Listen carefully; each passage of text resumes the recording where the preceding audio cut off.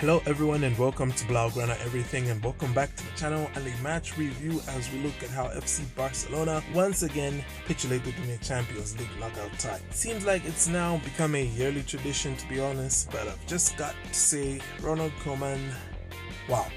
While it was definitely a case of history repeating itself, we witnessed a disastrous second half performance from Barcelona, and I'll be getting into that in this match review. So, as we normally do with match reviews, we'll look at how the teams lined up, then talk about Barcelona's performance on the night, and discuss negatives and positives from the match, as well as pick the man of the match. No prizes, we'll guess what it is. A quick reminder to like and subscribe if you're enjoying this video so you can keep up with all of FC Barcelona's match reviews on this channel. Let's go ahead and start by looking at the tactical setup from both teams. Barcelona set up with a 4-3-3 with the following personnel. In goals, Marc-Andre ter Stegen, a back four of Serginho Dest, Clement Lenglet, Gerard Piqué, and Jordi Alba. A midfield three of Pedri, Busquets, De Jong, and the front three of Griezmann, Messi, and Dembele. PSG, on the other hand, went with a 4-3-3 as well, with the following players. In goal, Navas, a back four of Florenzi, Marquinhos, Kimpembe, and Kurzawa, with Paredes, Verratti, and Gay piling up in midfield, and up front, Mbappe, Icardi, and Moise Kean. Let's now briefly look at how Barcelona performed in this game. It was a bit of a cautious start to the game from both sides, as neither seemed too willing to be adventurous in their play, both sides opting to try and calmly feel their way into the game rather than come out all guns blazing.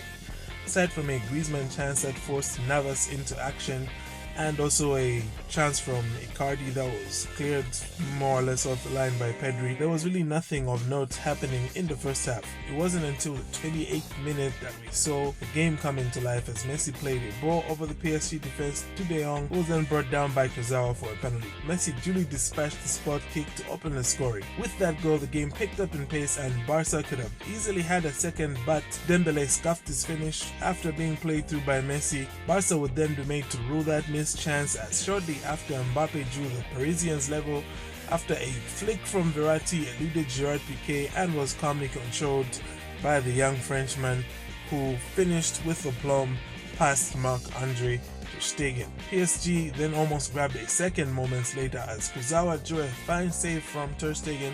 Icardi was then next to miss a guilty chance as he missed a free header from a corner just before the stroke of halftime. Whereas the first half was a pretty close affair with both teams looking likely to score, the second half was one-way traffic as PSG really turned up the gear, and Barca's tired old core of Busquets, Piqué, and Alba just couldn't keep up with the renewed verve with which PSG emerged from the break, and after a sustained period of threatening ter Stegen's goal, the onslaught ripped through as Mbappe grabbed his second on 65 minutes. That goal then sent Barcelona reeling as PSG pinned them back in their own half, and after some sustained pressure, Pedri gave away a needless foul, and it was from that resulting free kick that PSG scored their third. Ball being played in by Paredes, Lenglet should have cleared the ball, but he missed his header, and the ball fell straight to Moise Kean, who beat ter Stegen at his near post, with the German having not been prepared for the shot because he thought Lenglet was going to clear it. Koeman then went into panic mode like we've seen him do against Getafe, Real Madrid, and Alaves earlier in the season. It's like he thinks that his problems will magically go away if he just throws attackers on. Anyway, with basically no defensive structure, PSG picked Barcelona apart on the counter, and Mbappe grabbed his third of the game to all but put this tie to bed. With that, I'll now move on to my negatives and positives from this game. First up, the negative. Now, my first negative is going to be the defending. I had half a mind on calling out Barcelona's attackers for their performance last night, but the more I thought about it, the more I realized that the difference between the two sides last night was actually their ability to defend. At least 3 of the goals Barcelona conceded here were a direct consequence of a defensive error or just defensive incompetence. If Barca could do the bare minimum in defending, this game probably ends 1-1. First goal, Piqué missed an easy clearance that resulted in the ball falling to Mbappe, who did what he does. The second goal was as a result of Dest playing Florenzi onside, but more importantly, where was Jordi Alba in that passage of play? And also, just where was the defending? How did we not clear that cross into the box? It wasn't a particularly good cross into the box by Florence. The third goal, like I pointed out earlier, Longley missed a simple clearance. It was an utterly shocking defensive performance last night by Barcelona, but ultimately the blame for it all falls at the feet of the person that I shall put as my second negative, Ronald Koeman. When I say Ronald Koeman is a negative, I'm talking about everything about him. Like seriously, first of all, his pre-match presser, he was out there being cheeky, knowing full well he has won 0 big games this season.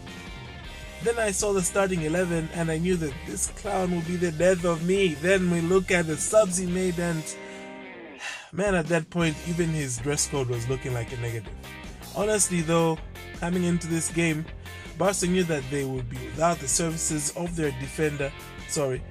best defender, Ronald Araujo. The second best defender though, Oscar Mingueza, just so happened to be very much fit and sitting on the bench. The fact that either one of Longley or Piqué was selected ahead of Mingueza is actually criminal. Time and again, Barcelona have relied on so-called experienced players, and all they have done is let us down on the biggest stage. These guys are either too old, too slow, or just too terrible to be playing at such a high level. This is something Koeman knew well and good going into this match, and it's something that PSG were hoping he would do, and boy did he play right into their hands. To make matters worse, Koeman panicked again and decided to throw on all his attackers later on, like I pointed out earlier, and that crippled us defensively, allowing PSG to have the sort of space that they got for their fourth goal. I mean, let's be honest, at this point I'd rather lose 3-1 than lose 4-1 because clearly we're taking this L already. So why do you decide to just throw away the defensive? All in all, a completely terrible performance by Ronald Koeman. To preserve brain cells, I will now move on to the positives. Well, positive, singular. Pedri actually had a solid game in that midfield. He is really the only player for Barcelona in that part of the field that didn't set a foot wrong. There's not much to say that he should have done differently, except maybe not giving away that foul that led to the third goal. But with the way we were defending, that third goal was always going to come, and yeah. Anyway, I'll now move on to talk about the man of the match.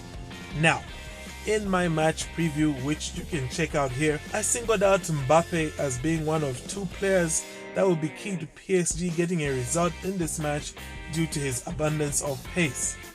I said that Barca had struggled to deal with pacey forwards in the past, and so when your slowest centre back is picked to go up against the fastest clock sprinter on a football pitch, there's only one way things are going to end. Mbappe grabbed probably the easiest hat-trick of his career, as he spent most of the time prior to his goals being largely ignored by Barcelona's defense.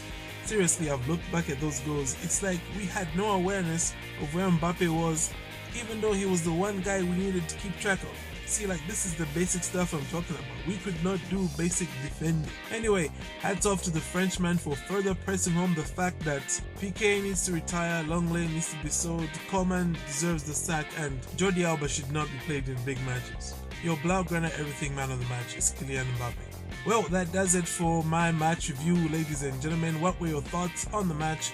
Who was your man of the match? Like, honestly, I don't know why you have anyone else. Feel free to leave your thoughts in the comments. Thank you for tuning in. Have a great day, and Forza Barca. Yeah, Forza Barca.